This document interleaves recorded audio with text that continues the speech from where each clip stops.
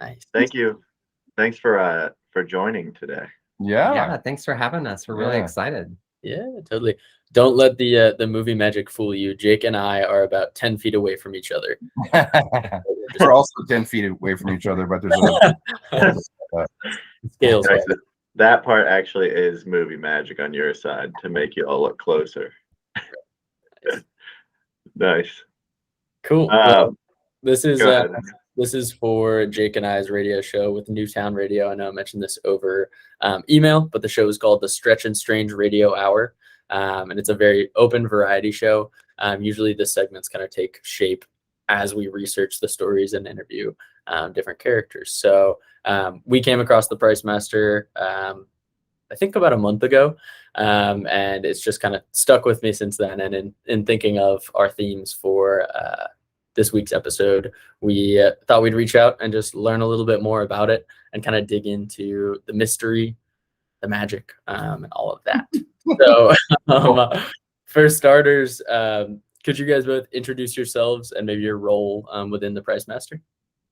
Sure. I'm Rick Perry. My pronouns are he, him, and I was just one of the people that hung around that place, and I was definitely pretty involved. I probably Nova and I split the filming of it, so I don't know. I think working on it kind of predates the my even understanding of film crew roles or anything like that, so it's hard to assign a role or whatever, but very involved, I guess you could say. Hey there, I'm Nova Martin, pronouns she, her. Though at the time of the filming, my name was Wes Martin. I'm a transgender woman, proud transgender woman. The way I would simplify it is that Rick and I basically were the camera people. For that, you could split it, probably about 50-50 in terms of who shot the footage. And then we were also, I always say, we were the sales staff. We were out on the, out facilitating engagement with the Pricemaster and answering questions. I don't think very good, but yeah. Awesome. Yeah, I think the style of filming is very crucial to the experience of watching the Pricemaster. Also, it very much conveys the feeling of being at a yard sale, and I love to people watch at yard sales also. So I think that was another component of the video that really spoke to me. So awesome. Could you I know you mentioned, Rick, kind of that scene or that house. Could you walk us through what the scene was? I know the technical name was the Fast House, I believe it says. So could you walk me through a little bit of the background on how that crew kind of got together and what the scene was like in Denton at that time? Yeah, and even like how y'all two met would be cool. Sure. Yeah, and feel free to chime in, because it's really fun to talk to y'all, because we haven't really spent a lot of time recently, probably in the last 10 years or so, like talking about Pricemaster. So it's a kind of fun to be reminded of what happened, because it's been a minute. But we were most of us were students at University of North Texas back then, and more than a few of us were art students, like fine art students. I was studying drawing and painting, and Nova and I met in the dorm, actually, my freshman year. I think it was your sophomore year. Yeah, sophomore year, sure. And and I don't know. Yeah, we were I think we were all kind of like attracted to each other in a like really, we were all creatives, and we saw other people who impressed us or tickled us or whatever, so we sort of like coalesced, and we really just spent a lot of time like doing dumb stuff to make each other laugh and impress each other, or we all highly respected each other, and so it was like this kind of like a cultural center, that house. Sort of eventually when some folks moved into that house, it sort of became a place where we would just, like, I went there almost every day. I spent countless hours there, kind of just doing dumb stuff and making paintings, and yeah. I mean, it was kind of like a college like art house, but we never called it that. That's one thing that I always like to delineate about the Pricemaster and the Fast House, is that we never got together and said, "Hey, we're an art collective." Right. There were folks at the time doing that, but we never organized it like that, probably because we were a bunch of just kind of fly by the seat of our pants. But we're type of also folks. very like irreverent and anti-self. That's the other thing. We're not a collective. That's actually that. But we do hang out all the time and make art. That's what I was going to add, is that there was a really strong, like, irreverent and cultural kind of critique and cultural analysis of the Fast House, and obviously it comes through in the Pricemaster. But we didn't sit down and say, hey, we're going to do this for this reason. To step back just a minute, like the filming of it, we actually didn't plan it. At the last minute on the morning of, I borrowed my roommate's camcorder, and I thought somebody should just we should document this. So we didn't approach it as if it was something we were producing. It was just more like almost like a momentary expression, a cultural event that we just kind of made up. But Rick and Nathan, who was the Pricemaster, had put some thought into it for like a week or so, but it wasn't like a big production. So that's something that I think is maybe interesting for folks who will watch it, to kind of think about. Yeah, I know you're talking a little bit about how like premeditated it was or wasn't, and I know the first time I saw it, like the first thing that came to my mind was just how in the world did they come up with this, and like why? So like, was there like, what do you remember, like the first moment that you guys got the idea, like, oh, okay, let's have the Pricemaster at a garage sale yelling prices at people, or just kind of like, how did it come to be in the first place? And then going on that, like, was there an intention behind it? Yeah, well, so the kind of the germ of the idea came from like I think it was like maybe a couple of weeks before I was my girlfriend at the time was having a yard sale, and I just went and hung out and sort of helped out, and I just remember kind of being tickled by the kind of parade of like funny like Texas characters, who were coming through, and particularly these kind of like older ladies, with really crisp hair, who actually showed up at our yard sale later. But and just how kind of it was clear that there are like garage sale protocols, and like people show up earlier than you ask them to in the newspaper and all sorts. So there was this intense sort of like really silly like garage sale culture, I guess, that is pre-existing, and we're like, well, this was kind of really fun to mess with. And then also just the idea of like haggling or bartering or whatever, I guess it's haggling of arbitrariness of price and all this sort of stuff, is like, this is really funny, and like we should do like our own yard sale where we just make up the prices, and like they're so expensive that no one can buy anything, and we just with them, and they can't do anything about it, And so I took that idea back to the Fast House and pitched it, just over beers or whatever, and our friend Nathan Austin, who is the Pricemaster and who passed away last spring, that idea, and it just it resonated or whatever, and so we're like, well, let's do it here, and we can use all the stuff in the house, so all the possessions that you see are just literally the stuff from the house that we just mostly it's a combo of three things: the possessions that you see out in the garage sale, in the yard sale, I don't know what you call it, but it's crazy stuff from just a crazy art house. It's actually some art pieces from one of the guys who was a part of the Fast House. His name is Ronnie Bass. He made some pretty awesome like art pieces. And then we lived behind the Fast House. The landlord who owned the Fast House basically had a junkyard. And so we would just go back there and just get random absurd stuff. So. I think, oh, sorry, go ahead, Rick. Oh, go ahead.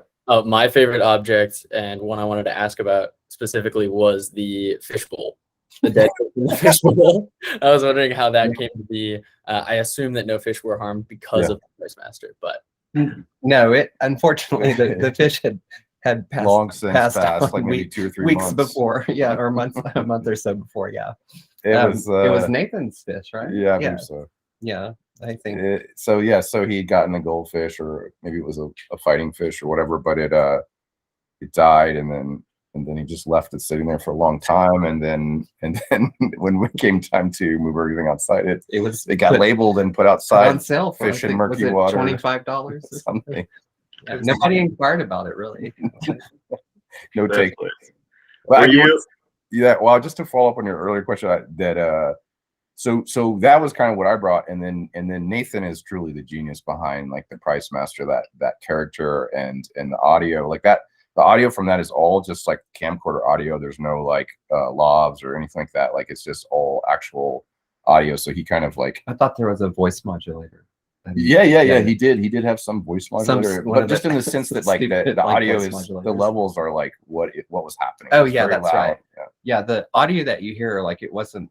I mean, Horacio, who was the editor, may have done some mixing magic, but it was all just what we caught within the camera, you know.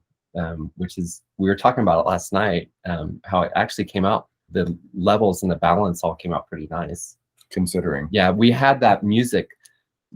It's Japanese, like theatrical, like classical music, and I think Nathan picked that out. I don't know where he got it. There was a cassette floating around the house, and which seems like the what's kind of neat about it too is he borrowed one of our roommates' 4-track like machines, and it was actually playing forwards and backwards at the same time. Oh, that's right. That's why it's like, yeah, that's right. It was like very improv, you know. But he did that. Effects. He figured all that out. Right? Yeah.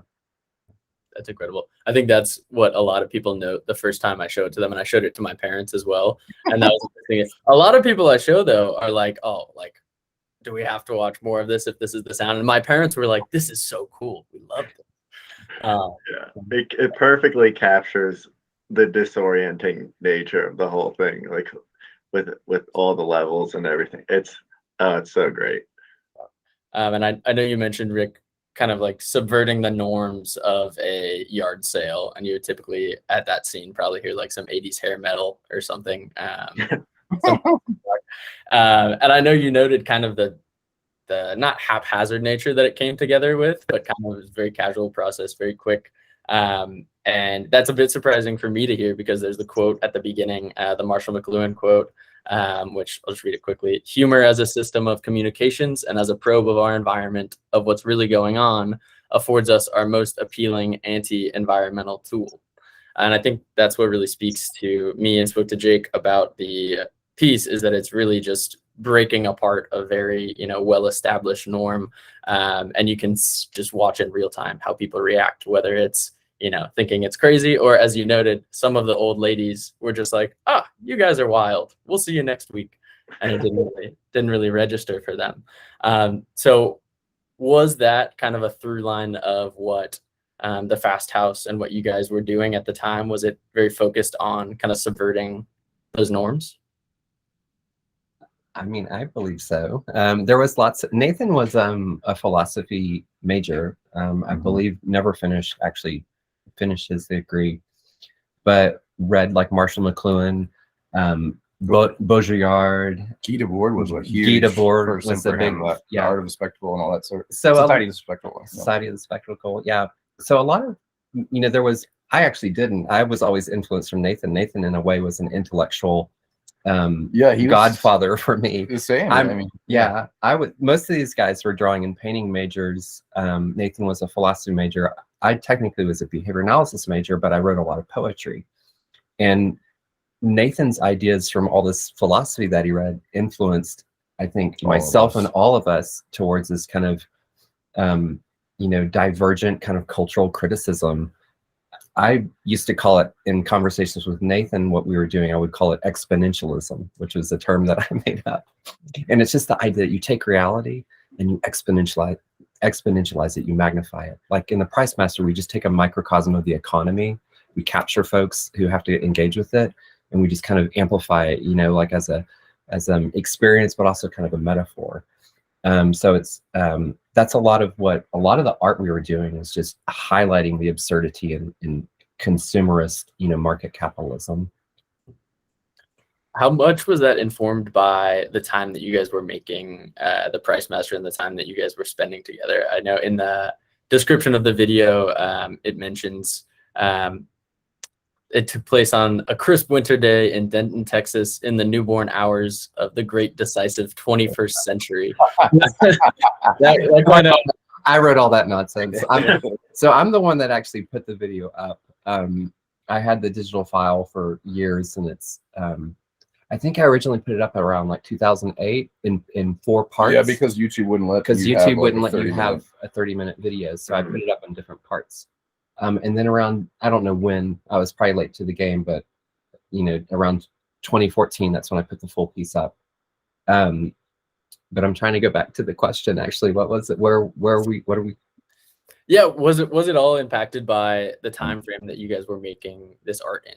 Definitely. I mean, I think the tone of like the description, like that's in the description in the YouTube video. You know, I'm trying to remember. You just read it, but yeah, it's like, you know, it's really weird because it was pre 9/11. You had kind of this market economy just like out of control, and you had the end of the 20th century, and we didn't know that 9/11 was about to happen. But you know, we had this super American, like globalized international economy. You know, I feel like we were reacting to like baby boomers before like baby boomers was even really like a thing almost. That's true. That's very much true. But I do think it was like it happened at like this, I don't know what the right term to call it in this moment, but there was some sort of innocence before we start going into the 21st century, and we start to get a fair amount of like, you know, global and social kind of meltdown, economic meltdown happening. A lot of it's, you know, impacted from climate change, and, you know, I don't want to get too political, you know, but there's a lot of, you know, cultural instability that's going on all over the world. And it's really wild because I think people can relate to it because we were in a way like calling out the capitalism of like market economies and the absurdities of them. You know, there's so many variables that move the forces of what happens in a society, a culture, and economy or economies actually. So I think that's where like folks like relate to it because it almost like, I don't want to say like it's not like what do you call it when you predict the future, but I think we were prophetic. Yeah, it wasn't. I think somehow it's metaphorically prophetic. Like we weren't trying necessarily to do that. We were just commenting on the time. But when you start looking ahead, you start saying, "Hey, we've got some pretty absurd things like configured in this world," you know. And so I think we were just capturing it as a microcosm. And so now, you know, folks can relate to it. Yeah, I wonder if that ties into the newfound popularity and how you guys make sense of it being rediscovered and kind of going viral again.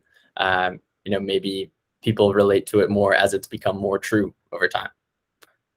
Yeah, I even have real quick. I saw that 2 years ago, maybe on the video, it had gotten some like increased viewership, and there was a comment from the Pricemaster, which I take it is you, Nova, running the account. It says, "Here at the Institute of Captive Economics, our bots cannot clearly deduce why the Pricemaster has seen a recent surge in attention, but we hope it is for good and profitable purposes. Everything is for sale." So obviously back then you're kind of getting to, you're not really sure why it might be popping off at that moment, but is it like, it's obviously seen another like sudden surge in popularity. Are you able to make sense of it now? Do you think it speaks to anything going on at the time? Well, I think Rick knows kind of why it has blown up, right? Well, I mean, just someone kind of rediscovered it who has a big following on like some influencer on Twitter. It was sort of like the first like little stone in this like kind of recent little avalanche of views. I think that a couple years ago, it's two guys I actually know. They have a show called the Found Footage Festival, who are maybe based out of Brooklyn, I think, and they invited somebody on who showed some clips, and they were like, "Hey, we know this guy," and then it kind of got a little bump from that, but it's just a weird thing, you know. Nathan took it to the cable access station in Denton, and because we'd heard that they would take anything, and it played like, you know, in the midnight hour or like 2 a.m. for like maybe 10 years until the tape wore out. And I have over the last like 20 years, I've had random people like both in person and over social media just find me and be like, "Hey, that thing you made, the Pricemaster, oh my God," we quoted to each other. So kind of always knew. I mean, and for us, you know, it's like I still laugh when I watch that. You know, it's like it definitely, you know, was a thing, but like it's really gratifying to see so many people seeing it now and getting a laugh or whatever. Yeah, it was, just to touch on a little bit what Rick said there, in Denton, Texas, it's where the University of North Texas is. That's where it was based and shot. It's a college town, about 150,000 people. I actually lived there after a long journey. I've ended up back there, and I live there now. And it is like it is a part of like local lore. It's pretty cool. It's pretty fun. Folks still reference it and mention it, and a lot of it comes from the fact that Nathan gave the public access channel that tape, and it played for 10 years. And there were these kids, probably, I mean, I'm not to call y'all kids, but folks who are like y'all's age and younger who watched it when they were like, 8 years old or 10 years old on public access. And now these people, are in their 20s and early 30s. And it's, again, it's like referenced and known kind of all across Denton. It's pretty fun to kind of, talk about it or see that it comes up from time to time in conversations. Yeah. And since you mentioned that it's kind of part of the like local lore in Denton, it's like, what is the like scene kind of like around that area that you were shooting in? Is like, were people used to that sort of spectacle, or were people like very thrown off by the whole thing? Well, I think that Denton is a college town. It's a strong in like liberal arts. It has a world-class music school. There's some very well-known musicians that came out of UNT. There's a lot of art. It's at that time too. I think it was a combo of like people kind of expected it, but also it was so absurd that I think people were like, what the heck is this? But let's see, like nowadays it's Denton's gotten a little busier. It's just the modern version of what it was like in 99, 2001. Yeah.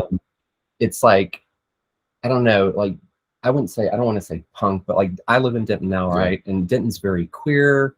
It's actually it's a liberal bubble in the middle of the Dallas-Fort Worth Metroplex, which has a fair amount of like conservative areas. I'm very proud of the community. I'm very happy to be a part of it. But it's definitely has this like mix of like underground and kind of a little bit funky, weird. Rick and I often say that Denton right now is kind of the way Austin was like 40 years ago in like the late 70s, early 80s. Denton kind of has that vibe. It's also very, there's a strong sense of community. People are pretty connected and supportive of each other. There's not any like kind of competitive nonsense or anything like that. So I don't know. I remember, well, I mean, at that time we were there, we threw mini parties at that house, like crazy, like, funny art parties, like come dressed as your favorite Bible character or the Bible party. Yeah. Or like CNN party, drinking out of prosthetic limbs. There was a lot of silliness, and that was kind of the vibe. I mean, there was so many like just like house punk rock shows going on, and it's always had a great music scene. It just is a very vibrant, like creative place. It's a great place to be like a little neophyte creative person, and kind of wandering around and trying to figure things out. Yeah. That's awesome. Do you both still work in creative fields now?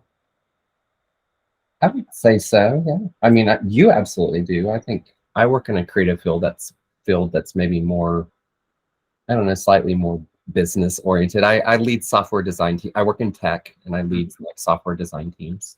So it's a mix of being creative and like analytical and having to, make like business decisions from time to time, but also be creative at least in UX stuff though too. Yeah, user experience. UX is my field of my career field. So yeah, and I guess almost over 15 years I worked in film and TV production. I moved to New York City after living in Denton and a few different places, and got into film production there, and then I've been doing mostly art department stuff for the last over 15 years, and now I'm currently a production designer and creative producer on it's a Dungeons and Dragons actual play show called Dimension 20. So I design and build these silly, elaborate game boards for comedians to play with. Yeah, I was hoping you would talk yourself up a little bit. Yeah, Rick is kind of a B-level celebrity from his association with Dimension 20. Yeah,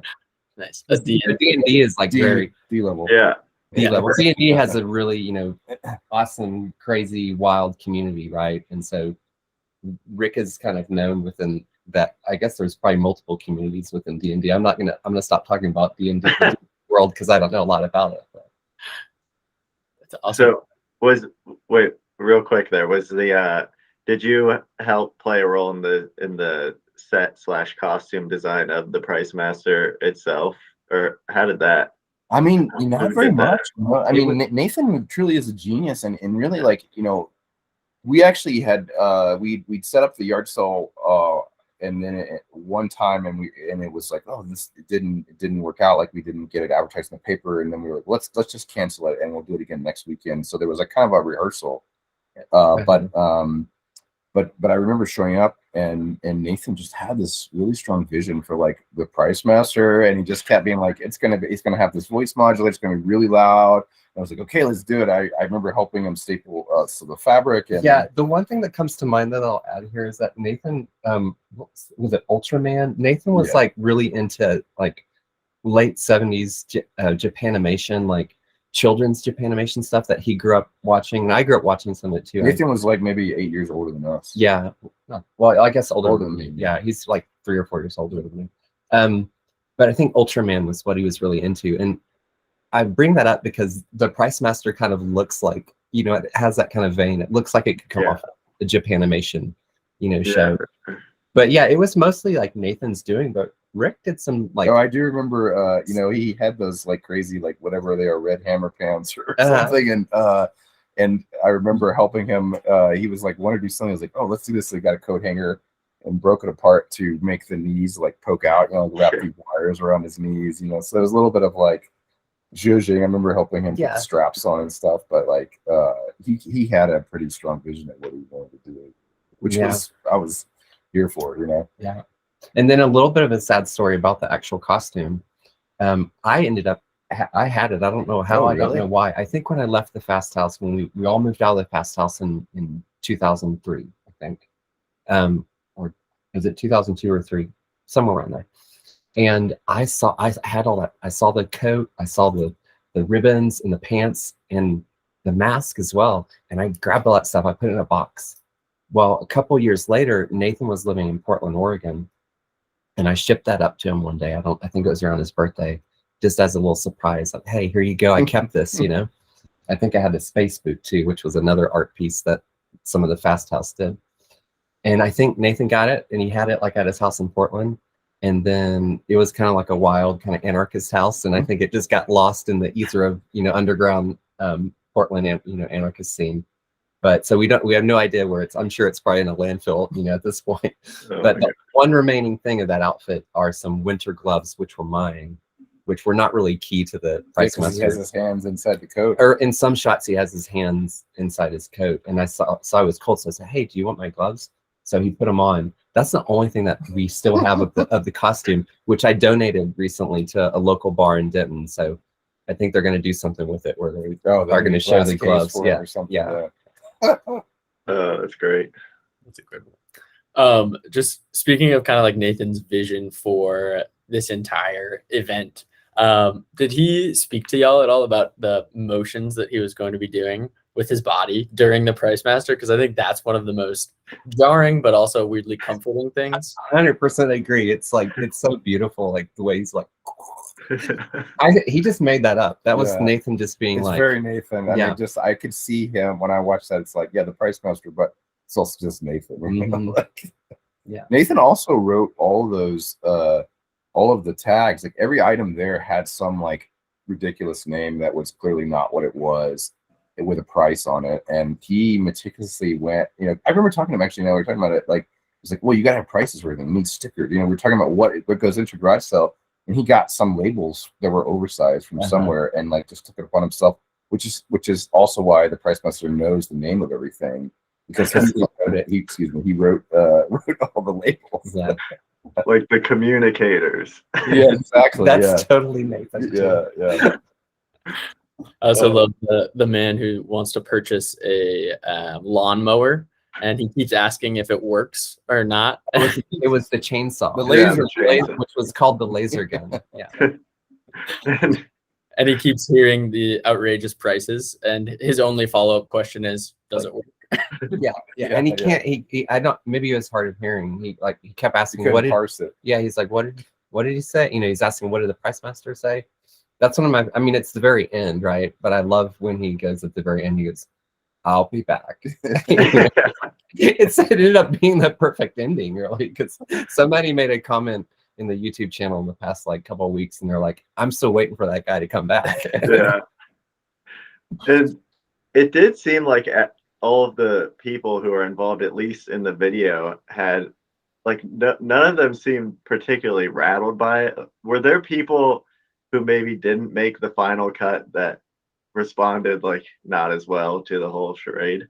No one got They probably irate. just didn't approach. Yeah. Like there was definitely a lot of like people like slowing down and like looking and then just keep going. Yeah, no one blew up or got. I think nowadays, I actually do think nowadays, if we did it, somebody would get really upset.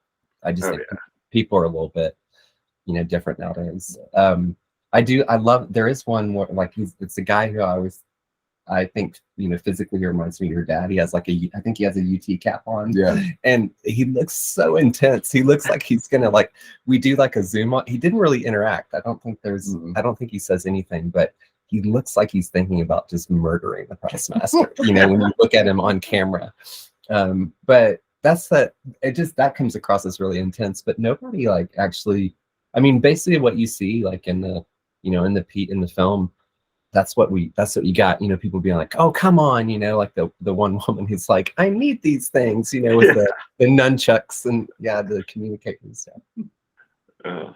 Nice. Well, I know Nathan obviously has come up a lot, and you said in the communication leading up to this that you all were maybe putting together some materials for a documentary kind of about the Pricemaster and Nathan. What are you all looking to kind of cover in that documentary, and what do you hope people will take away? Just kind of what are the intentions behind that? Well, it's very kind of at the beginning of the thing now, but that time was a really important formative time in my life, that period of time, and that kind of dialogue, that kind of communion with those people has stayed with me as just a creative person in the world, just a person in the world, and it was incredibly valuable and meaningful to me. Sorry, I get a little choked up, but I care a lot about it, and Nathan was an incredible human being, and I'm sad that he's gone. And I also realized there's a lot of things I never really knew about Nathan, and it's sad that he's not here to see this, but it's awesome that it's getting people watching it now. And the idea of kind of taking this as a moment to maybe try to examine him a little bit more in that time, and Pricemaster, it seems like a interesting, worthy thing. So we're kind of just at the beginning of it, but just the idea struck me oh man, I should start holding on to these little crumbs, and maybe something will coalesce. Yeah, and I've had ideas in my head for years. I'm a writer and a poet. I've had a couple book ideas kind of brewing to kind of talk about the days of the Fast House and what's going on. I've got a million things going on, so I'm not sure when I'll get to writing, some sort of fiction account, fictionalized account of the Fast House. But I agree with Rick. It was for us, I'll speak for myself, but you probably would agree. A lot of the artistic practice, the philosophy that was floating around basically has stuck with me my entire life. I write a poem, I write a lot of poems every week, and I'd say, within the past week, I probably wrote one that I can clearly feel the lineage of the Fast House, or the lineage of Nathan's cultural kind of critique coming through my voice. So I think it's important. I think it's important in the era that we're in, with frankly, so much folks who are standing against each other, that we do critically look at society. And I hope that we look at society to bring more liberty and justice for marginalized folks. But we start working, how do we meet, kind of together? How do we come together? For myself, in more of a spirit and a revolution of love, which doesn't necessarily come through in the Pricemaster. But it's the tools of the cultural analysis. You have to be able to kind of look at your surroundings, your environment, your society, and analyze it before you can really move in an effective way. And I think those are skills or tools that I think I picked up, from being around the Fast House and Nathan and being a part of the Pricemaster. That's wonderful. I think, yeah, that really comes through the video. And I know you mentioned that, it might not necessarily be the warmest video to watch, but I actually find a lot of warmth and comfort in seeing like the bewilderment and confusion of the people attending the sale. Like it's hilarious. It really is. I've had some moments in the past couple of months where I've been down a little bit, and in the middle of one of those spells, I actually, because all this stuff was blowing up, so I was like, I'd go and I read all the comments that have been coming through. Now I haven't replied yet. It's like, I don't know if I ever will, but I ended up just watching it on a day when I was really sad, and it brought me the biggest joy. I was like, bookmark this, because whenever I need to laugh, and I know that, I know it's amazing that after how many years has it been? 22 years almost. Yeah. That it still tickles me, and I was like a part of it. I like watching it. This is hilarious. Yeah. Something I was curious about is, obviously the Pricemaster is, sort of a legend at this point, but were there other similar things that you guys did with Nathan that maybe weren't as well documented, or were well documented but have kind of got swept under the rug? Like, are you surprised the Pricemaster is the one that blew up? Yeah, I mean, the Pricemaster blew up because we had the media, right? Because we burned DVDs, we disseminated them, it played on the local public access channel.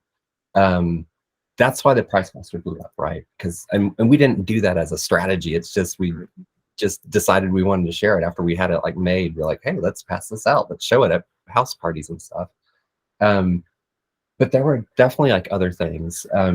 One of my favorite things that actually never happened, and this is purely Nathan. This is an insight into Nathan's just conceptual kind of mind. Was this thing that was called Maggot Door. Do you remember this? Yeah, a little bit. What Nathan wanted to do is he wanted to take a door, like I think a car door or a house door from that junkyard that was behind the Fast House, and he wanted to put meat on it. He wanted to let that meat fester and basically become rancid and produce maggots, and that was going to be Maggot Door. And before he got that there, what he wanted to do was he wanted to go around town and just basically do this like underground ad campaign of like, Maggot Door is coming, Maggot Door is coming, Maggot Door is coming. So that like that would go on for a couple of weeks and be like, what is Maggot Door? And then he wanted to take the door that would, after he had like it had actually had proper maggots on it, he wanted to take that and drop it in the middle of the University of North Texas for like, during like a busy like period, like 11 a.m. on a Tuesday morning or something, and with a sign that says Maggot Door, and he never did that. But that's totally the exact, the type of stuff that, was floating around. I remember there's some other things. I remember one day, just this is the thing that has always stuck with me, is just an impressive like personal investment into a meaningless creative endeavor that I learned from Nathan. Was like, he had his paycheck from waiting tables. It was like maybe 2 weeks paycheck, and he got it, and he came home and he bought like maybe 100 chrome toilet paper holders. Mm-hmm. And the bathroom in the Fast House had like 12-foot vaulted ceilings. And he very carefully installed like 100 toilet paper dispensers way up where you could never reach them, the whole wall and around the corner, and like a grid above the on each one. And it just was like this. He just did but that. We went through all that toilet paper. Yeah, it took a year. We'd have these big house parties and run out of toilet paper. Somebody would probably climb up on the toilet and take a roll down. No. Oh my gosh, that's great. So, I mean, there are obviously things like that which are just kind of hilarious to do. Like, I guess, where did you all draw? Like, how much of the stuff you guys got involved in was kind of more theoretical and intentional versus just stuff you thought was hilarious to do with each other? I actually think there was always some kind of theory. I think it kind of merged. Yeah, I don't. It was seldom just done just for fun. There was some sort of, but the fine line though is that it's not like, people got together and said, hey, what are we going to theoretically do here? It wasn't overtly, really thought out, but there was still like, it was just natural, a natural expression of like cultural kind of Yeah. Like the maggot door thing is it's basically like a ploy on advertising, right? Mm-hmm. Advertising and marketing. But just like the way like new products are exciting. Right. You know. Right. But Nathan didn't sit here, we never gathered around and said, hey, let's do something to critique advertising. It just, right. I just know that that's where it came from with him. I think we all kind of came with some of that like baked in a little bit, you know, and then that was kind of part of the like spark that was kind of sparking off each other. Yeah. In a certain way. But it also was like, he like did the work of like finding like philosophical like ideas that like that laid out the spectacle and all these sort of things. Spectacle, the simulacra. Yeah. Baudrillard talks about the simulacra. Yeah. So I don't know. Yeah. At some point it just sort of was some synthesis or whatever. Yeah.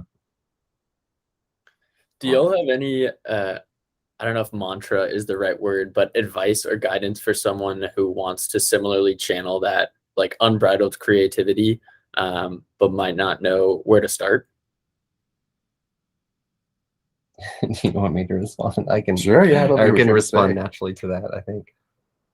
I mean, I think the thing about creative expression is that you have to just do it. And this is a cliche that you will often hear from like folks.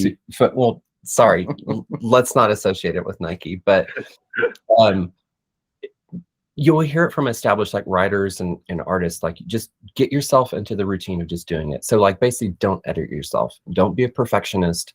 Like when you have an idea, get it out there. And I haven't read it yet, but I heard that like Rick Rubin has like a book out right now and talks about like the creative process, about make things that like that you like, that like write songs that you think that you think is like a good song, right? Like now there's maybe something to say about being kind of self-centered, but I wouldn't worry about that.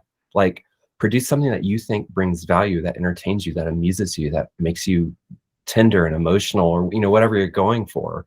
And I think to that, like to somebody who's an artist, or there's so many, I'm trying to think, there's so many different types of creativity, right? I would say, I think that everything is artistic. Music is artistic. Writing is artistic, right? Classic, or classic drawing and painting, conceptual art, being a filmmaker, making food, being a chef, all that stuff is artistic. And so I think you just have to like, do it, like follow the impulse. And when you start, it'll be, for most people, it's not going to be that great, but don't let that hold you back. Like, and then probably connect to other people. Like when you connect with other people, you'll get feedback, and that feedback, you'll get a response, you'll get guidance, and you have to be humble too. You have to be like, oh, I thought this was so great, but all these other people like aren't getting it, and if you want to make work that's completely obtuse and no one gets, then do that. But if you want people to get it, then you might have to modify and learn, I think I would just add to that at least kind of the formula for me and for like this Fast House stuff was finding people that I respected tremendously, that I knew were better artists than me, that we were on a kind of a similar wavelength, and just try to find a way to spend as much time around each other and making things to make each other laugh or to impress them, or just that it's like this kind of like thing that I don't know, for me was just very, very formative, and like kind of this dialogue, that I think is like kind of a nuclear reactor, for growth, kind of, And what comes to mind there too is that if you're like, at kind of a decent starting level in terms of whatever art that you do, I think it's also really valuable to hang around people who are either, like Rick said, really good at what they do, or at your similar level, but they're a slightly different genre. So like I was like a poet, and I hung out with all these visual artists, and they blew my mind. And I ended up making what I thought at the time was like good poetry. It was very conceptual poetry, but that was because I hung out with visual artists who inspired me to be that way. And so I think if you hang out with folks who aren't exactly, if you're a musician, hang out with some visual artists, or hang out with some, folks who are chefs or whatever, like it'll inspire you. I think that cross-pollination, Awesome. Jake, I'm hearing that we need to start hanging out with podcasters. Y'all have a podcast? Is this also a podcast, or is it mostly a radio show? We do record every live show and upload it to Mixcloud, so you can listen to it as a podcast. That's what I like most about this format, is that we can do whatever we want in terms of the talk side, but also play the music that we want to listen to. And that was something that I also wanted to ask you guys about, in terms of what was the music scene like down there. I know Texas in the late 90s had a lot of cool stuff going on. What were y'all listening to? What were the big bands or artists at the time? I mean, Denton at the time had a couple mix of different genres. There was a fair amount of like punk, like pretty like underground punk kind of going through Denton. Then there was a lot of jazz, because of the jazz school, program was really big, and an extension of that, there was like, I mean, it was like close to the late 90s, so there were kind of like jam, kind of jam bands and whatnot. A lot of immaculate musicians, though. A lot of like really, really like incredibly well. It was like that back then. It is like that now. Yeah. Denton has incredible. It's humbling to go around now and just be like, I mean, I know I hang out. I'm in the community. I party quite a bit in Denton, and I know probably like 200 to like 250 incredible musicians who like I can't even. I play a little music myself, and it's like at times it's intimidating because I can't even get close to some of these folks. It's a pretty awesome community in terms of music, and it was like that back then too. We had I think Fry Street Fair was going on back then. Like the local music. Band in the late 90s. I don't know when Fry Street Fair fizzled out, but probably early 2000s. There's a street called Fry Street right close to the university, which is perfect for an underground, kind of college scene. But bands like Tripping Daisy, which kind of had national prominence, came out of like the Denton scene. Brutal Juice was like a pretty awesome, like kind of heavy metal band that was around, metal / kind of punk, I guess, vibe. I know some of the guys from Brutal Juice. I'm trying to think of some of the other acts that were real big back then. Yeah, I don't know. I definitely went to a lot of punk shows and a lot of like just kind of punk adjacent. Sort of yeah, I know specific people, people's names, but I can't remember the exact bands. Yeah. Cool. Well, yeah, I'd love to play just some, selected music, either that you think, or either that Nathan enjoyed, or just music that was relevant to y'all at the time. I'll definitely follow up over email on that. But if y'all have like a Nathan playlist or just songs that make you think of him, would love to feature that on the show. Neutral Milk Hotel was nice. Trying to remember, I think it might have been the Airplane Over the Sea, maybe. Yeah. The one that has like the song like I love you. The rise. Yeah, that's the one. Yeah, Nathan loved that album. He used to play it all the time. Whenever he'd get up, the Fast House was often a mess from like parties, and Nathan would get up on like a Saturday morning hungover and open all the windows, put that album on, and then start cleaning the house. Place. Yeah. That's great. Awesome. Well, Jake, do you have anything else on your end? I think we covered pretty much everything that I wanted to go through, but also Rick and Nova, if you have anything else that you think is relevant to include just about the Pricemaster and that whole experience, would love to hear it. Trying to think. I mean, I feel like we've touched most. Yeah, I know. I really appreciate y'all's interest in this, and appreciate y'all inviting us to talk about it and talk about Nathan, and I'm super happy to know so many people are watching it and being tickled by it, and it continues. Yeah, I mean, I'll echo that. I really appreciate it. Thanks y'all for your interest in it and having us here to chat about it. It is really fun to see it blow up. I mean, it's blown up way more than it ever has in the past. It went from, we had 9,000 views total, like in early December. The entire lifetime of that video had 9,000 views, and I think we're closing in on like 280,000, almost 300,000 views. Wow. So it's cool. It's cool to see people like are kind of getting their minds blown by it. Like I'm a very big believer in the power of the psychedelic experience, and I don't mean that necessarily just from like psychedelics. Like there's, art can be psychedelic, right? Like spiritualism is psychedelic. So it's really inspiring that folks are kind of tuning into it now. So Yeah, and even to the point earlier when you're talking about just doing like creatively, just going out and doing things, I think it's good to keep in mind that you never know when things might end up like being appreciated by people. I'm sure when you first made it 20 plus years ago, you didn't think it was going to be seen by 300,000 people, or however many it is. So yeah, that's great.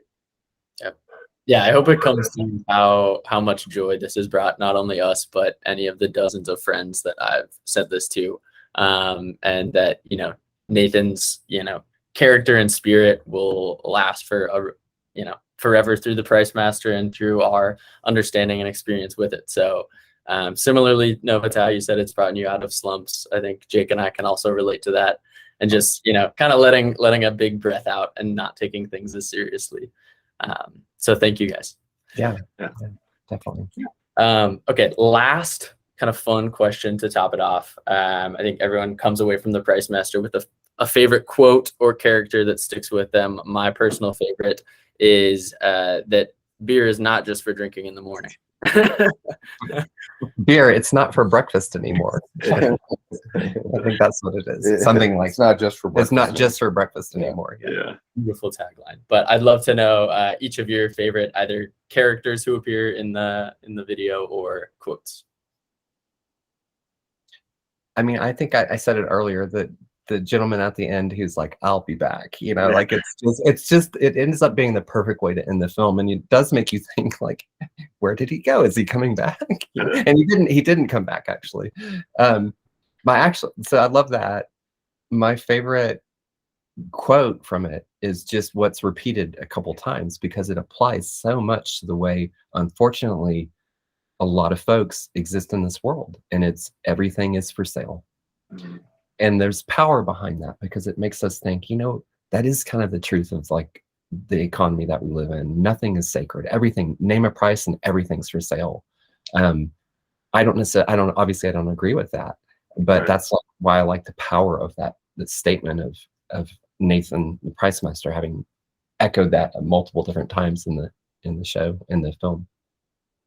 Well, mine is not as romantic as that, I guess, but it's I think my favorite moment is it's towards the end. I don't remember the minute mark, but there's like, I think it's 3 or 4 ladies who show up who have what I call like helmet hair, but it's like very like, you know, there's a lot of probably hairspray involved stuff, type of Texas mom or grandma hairdo. I can tell you, it takes hairspray to get that. And what's funny is because those were the ladies who came to the original garage sale, who like, I was just so like, who are these ladies? They're so kind of snobby, and like, they're kind of like really looking down on on how much stuff we had. And so in my mind, it's kind of like they were the kind of the reason I was making the garage sale. And I really had hoped that they would take the bait and show up, and they do. And that you can see the disgust in the lady's face when she's like, "Is it inside too, or just out in the yard?" And we're like, "Just out in the yard." And she's like, "Oh, it is," you know. Like, really personally quickly dismissed. Yeah. This isn't a real garage sale. That's amazing. Well, mine would have to be either the communicators. I thought that was so great. Or when they're trying to, I think it's 2 girls were trying to haggle down something to $5 after he said 500, and then he upped it to $5,000. Yeah. Yeah, that whole shtick, the way he would just like take whatever they said and be like, $10 billion, you know, like, With the group there was the second that you thought it might actually be $5, and then there was the pause. 100 million or something. And there was that group of children as well who asked about a product, and I think it went from $500 to $700. And seeing their minds do the mental gymnastics was so hilarious, but also heartbreaking in the way, Nova, that you were kind of mentioning, where they're trying to understand this concept of price and not affording something, and they just want a cool toy. Yeah. There's a moment where I think it's the mother and daughter come up with the communicators maybe initially, and one of them is holding this kind of like woolly vest, and Nathan's friend Eva, who was definitely involved with all the Fast House stuff, was there, and that was her vest. And I remember her standing there, and I mean, maybe able to hear it. You can hear audio. it. You can She's actually like, hear it. she's in like, the audio. "That's my Hey, she's got my woolly mammoth that she coat." did not want us to sell, you know. And I was like, don't worry, they're not going to get it. Nothing's getting sold today. But he said everything's for sale. For the right price. And is it true that nothing did get sold that day? We did sell $1 for 50 cents. I believe we sold it for like 62 cents. Okay. I think it was marked for 50 cents. Yes. And we Negotiated it up. priced it to 62 cents. Amazing. Well, I think the one and only sale might be the perfect place to end this. Yeah. If you all don't have any other closing words, I mean, this is awesome. Thank you all for your time. And we'll definitely be in touch with this recording as well as you look to put together some documentary materials and whatnot. Henry? Yeah. If y'all have follow-up questions for us, just email us. So sounds great. Yeah, and would love to hear if y'all think of any Nathan songs over the next couple of days. Yeah, for sure. I got it. Awesome. Would love to hear that playlist. So thank y'all again. We'll send you all the info on when this will air and when the live show is and everything. But thanks. Cool. Thanks so much. Have a great night. Take care. Adios. Wait a minute. All right, I'm going to stop the recording. All right, stop it. I almost left without stopping it. Stop recording the meeting. The recording will be saved.